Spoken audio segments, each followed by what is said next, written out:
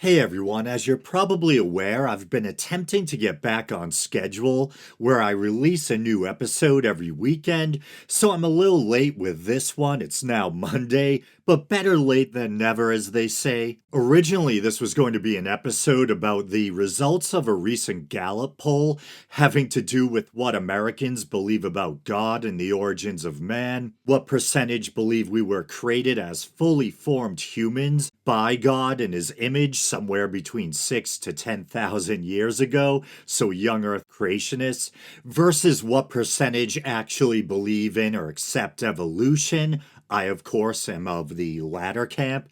And by the way, just quickly, it was 37% who believe, in quotes, God created human beings pretty much in their present form at one time within the last 10,000 years or so. And once again, this is US adults.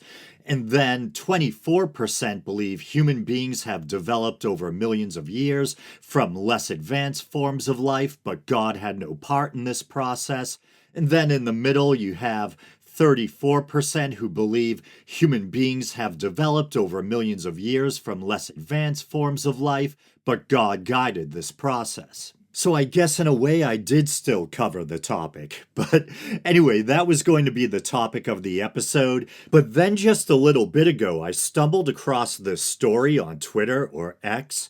Apparently there are Christians complaining that the new movie Deadpool and Wolverine is blasphemous. There's one couple in particular that's being highlighted. They posted to social media and it says, "We left Deadpool 3 25 minutes into the movie. Blasphemous against the Lord." And then down the bottom it says, "Do not see Deadpool if you are a Christian." And in the picture, they have some serious sourpusses. And also down the bottom, hashtag Deadpool 3. And I've seen the movie. And so I was wondering, what did they find blasphemous about it? My first thought was maybe they were offended by Deadpool repeatedly referring to himself as Marvel Jesus, MJ if you're nasty. A joke which, if I'm going to be honest, landed kind of flat with me. And as I mentioned, he says it numerous times throughout the film.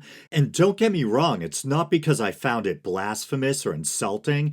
I'm an agnostic atheist with a dark, irreverent sense of humor. I just didn't find it all that funny, and maybe it's because I'd already heard it in the trailer, I don't know. I am Marvel Jesus. That's a good thing I don't give a And I actually felt like, even though it's Deadpool / Ryan Reynolds shtick, that they laid the wisecracking on pretty heavy in the first act, even, for a Deadpool movie. And I found the first act kind of slow, but that being said, all in all, I really enjoyed the movie. My take on it is very similar to a lot of other people's. The plot itself isn't all that impressive. It's yet another multiverse, oh no, gotta save our timeline, comic book movie, complete with world-destroying MacGuffin device, which Deadpool himself breaks the fourth wall to poke fun at.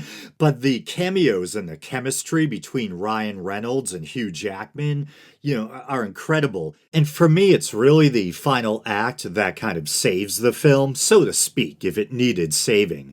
There's lots of other parts I like as well, but I could see myself revisiting the film when it comes to home video just to watch the ending again. The tone really changes near the end. It goes from a irreverent orgy of violence to a heartwarming and uplifting story about friendship and self-sacrifice. I heard one person say it's almost like more of a spectacle or an experience than it is a movie in the traditional sense.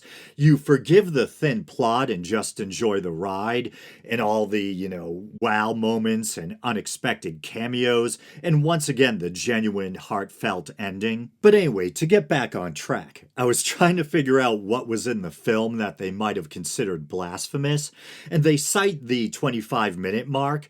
So thinking, just from memory, what happens around that time, I think it's roughly when you get the montage of all the different Wolverines. Deadpool is hopping through time and space or different realities, looking for for a suitable Wolverine and runs into all these different variants. And it was one of my favorite parts of the movie because you got a chance to see all these different Wolverines. Some of the encounters are fun and goofy, and some are pretty intense, like when he encounters a Wolverine crucified on a giant X. And that is an absolutely iconic image. It's from an X-Men cover. Anyone who knows even a little bit about comic books has probably seen that image. I had to look up what specific issue it was, though, and it's Uncanny X-Men issue 251, Fever Dream, and it was originally published in 1989. So I think that's probably what they had a problem with, what they're calling blasphemous. And I found an Indie 100 article entitled Conservative Christians Are Protesting Blasphemous Deadpool and Wolverine Movie. And it says the reason for this criticism is down to the fact that in the movie, Deadpool Ryan Reynolds calls himself quote-unquote Marvel Jesus, while Wolverine Hugh Jackman is shown crucified on an X-shaped cross. As a result, conservative Christians have been taking to social media to share how they walked out in the middle of a cinema screening and have urged others not to watch it. Like I said, the Marvel Jesus thing, we already got that in the trailers and it's repeated throughout the movie. I got the feeling we were supposed to find it really funny, but that particular joke didn't really tickle my funny bone for whatever reason. But being offended by that iconic image of Wolverine crucified on the giant X, that tells me you're probably a normie, as the kids say, who just wanted to go see an action movie and doesn't know anything about, the comic book history of these characters. I think the last comic book I bought was either an issue of Spawn or the Crow graphic novel back in the 90s, and even I know that image of Wolverine on the X. But in fairness, even though I don't collect comics, I love fantasy and sci-fi, and I like reading about comic book lore and the plots of different comics and the history of the characters, even though, once again, I don't actually read the comics themselves. And there's nothing wrong with not knowing anything about comic books, but going into a Wolverine movie and being offended to the point where you'd walk out by one of the most iconic images of the character, an image that's been around since the late 80s, just makes me shake my head a little. I wonder if he's also offended by that first Conan film with Schwarzenegger, where Conan gets crucified on an X-shaped cross and bites the vulture's neck. Great movie, by the way. And I think I keep saying Conan. Is it Conan or Conan? I remember Conan O'Brien used to joke about growing up in New England like me and being teased, kids saying, "Hey, Conan, where's your sword?" But anyway, Conan actually gets crucified in one of the original Robert E. Howard stories, too. I found an interesting little blurb from Conan.com. The Tree of Woe? More like the Tree of Woe. Conan.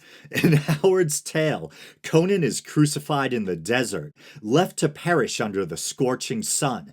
However, even in the face of certain death, the Sumerian's unyielding spirit prevails. Pretty cool. Anyway, this is just supposed to be a short little episode until next week. I hope you guys enjoy it, and go see Deadpool and Wolverine if you're into that kind of thing.